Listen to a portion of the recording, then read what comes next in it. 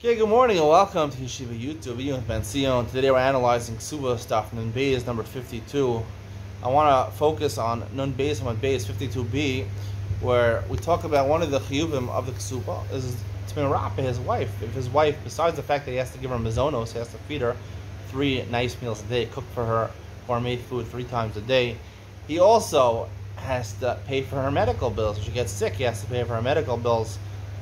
The Gemara makes an important distinction. The Gemara says if it's refuah she'ein la kitzvah, there's no end in sight, it's a chronic condition, that is like mazonos, which is the husband is always obligated to pay, and therefore also an almana, right, a widow, when the husband dies, so the inheritor, she doesn't inherit her husband, the sons inherit the father, they have to pay for the widow's food grocery bill.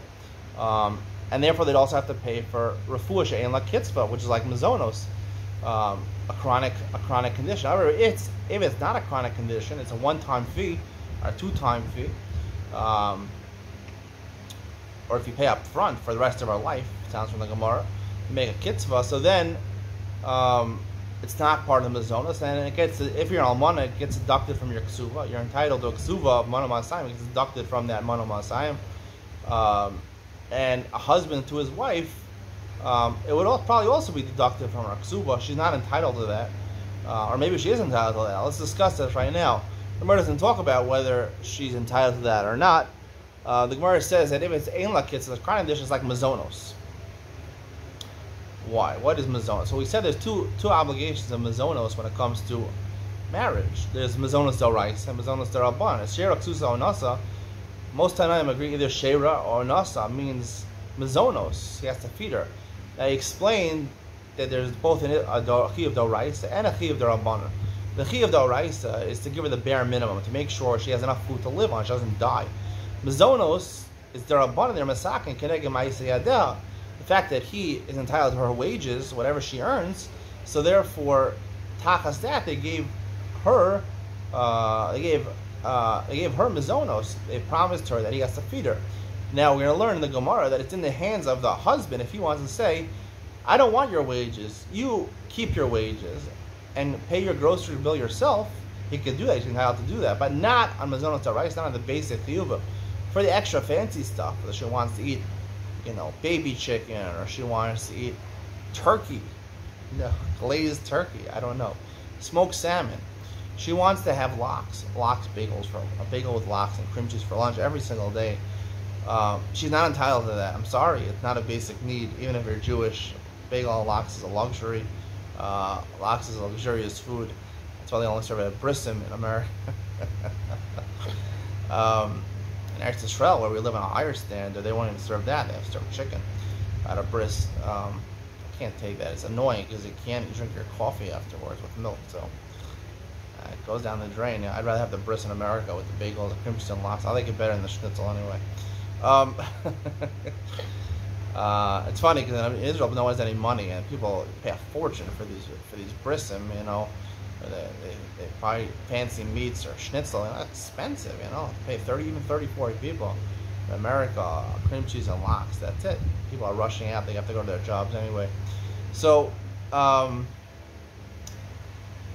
the basic necessities they have to pay for midaraisa, but luxury foods and I think that she might want, those are only midarabanan. So she's entitled to those only if the husband is taking her wages. Not taking her wages, she has to, produce that for herself. She has to buy that herself. Now, when it comes to chronic conditions, a medical condition which is a chronic condition, she has diabetes.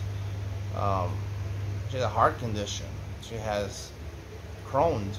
She has, there's a lot of chronic conditions. Some conditions are debatable whether they're chronic or not. But assuming that the medical professionals feel that's a chronic condition, that's mazonos. That's her life. She can't live without this medical bills. Without paying for her health, she can't live. It's a chronic condition. So therefore, that's part of the mazonos d'oraisa.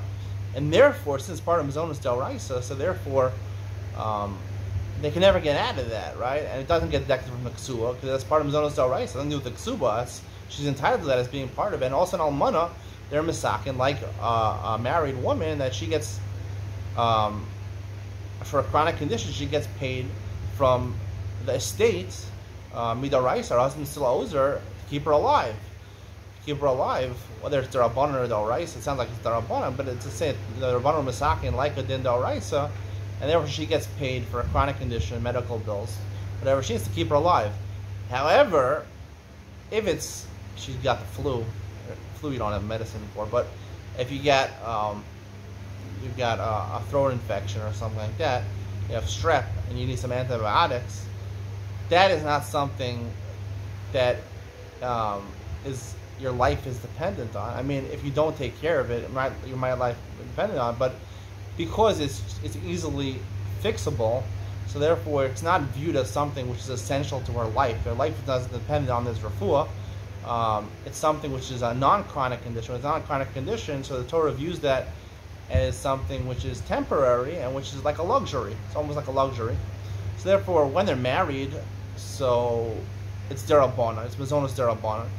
And technically, if the husband says, you keep your wages and you provide mazonas for yourself, she would have to pay for those own medical bills. That's what I think. And similarly, when the husband dies and she's a widow, she's entitled for a chronic condition from the estate of her deceased husband. However, she's not entitled for strep payment, because unless you have to deduct that from her ksuba, the reason is because at this point, the Maaseh Yadayim, well, it's a discussion later on who gets the Maaseh Yadayim, her wages, the Almana. But even if the Yorshim get her wages, it's not really the same deal as a husband, so therefore it gets deducted from her ksuba. Technically, if you held it, they get the Maaseh Yadayim, so then they would have to provide the mazonos, but it would get like you said, by the husband, it would get deducted from the ksuba, because mazonos derabbanan is considered a luxury item, and therefore it gets deducted from the ksuba, unless there's an agreement in place where you get the Maaseh Yadayim. It would depend who earns her wages. If she earns the wages, if she keeps the wages herself, then she'd have to pay for herself. If she doesn't collect the wages, keep the wages, then they would probably be entitled. They would have to pay for her even non-chronic medical bills. We'll have to investigate this more later in the Masechah when we talk about a widow who gets her Maaseh Yadayim. Hope you enjoyed today's share. See you in the next one.